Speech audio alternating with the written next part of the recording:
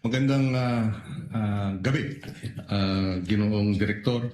Kanina tinatanong sa inyo yung usapin ng trust rating.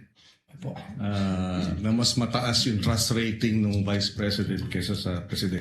Yung ating po mga survey is only a snapshot ng mga pwedeng nangyayari. Alam naman po natin, ang tinatanong dyan, ilan lang o magpapipili ng lugar kung saan po gagawin yung survey. Hindi po natin pwede itong maging basihan sa pag-imbestiga sapagkat pagka ganyan po yung ating ginawa, magkakaroon po tayo ng problema sapagkat ang mangyayari sa atin dyan, yung tinitingnan pala natin ay yung numero at without accusing anyone, alam naman natin there are surveys that can be manipulated po. No, but having said that, kaya ako lang tinanong yun kasi baka yung mga nakikinig natin mga kababayan ay malito dahil hindi ba tamang sabihin na iba yung trust rating, iba yung betrayal of the public trust. Tama po. Tama? Yung trust rating po ay base sa numero dahil sa survey. Yung betrayal of public trust, malinaw naman po yan na nakasaad sa konstitusyon na ito ay isang basihan ng impeachment. At saan po pumapasok ang betrayal of public trust?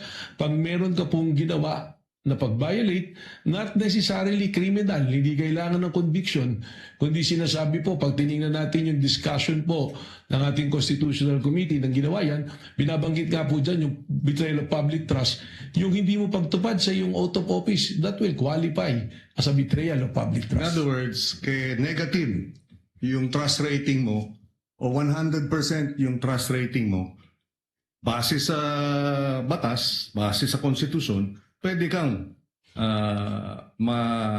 ma-convict. Whether negative or positive trust rating, pwede ka pa rin ma-convict o ma-acquit. Depende sa ebidensya sa usapin ng betrayal of the public trust. Tama po. Wala pong kinalaman ang survey on the trust rating kundi kung ano po ang ebidensya na ipinasok po sa ating pong impeachment court. Maraming salamat.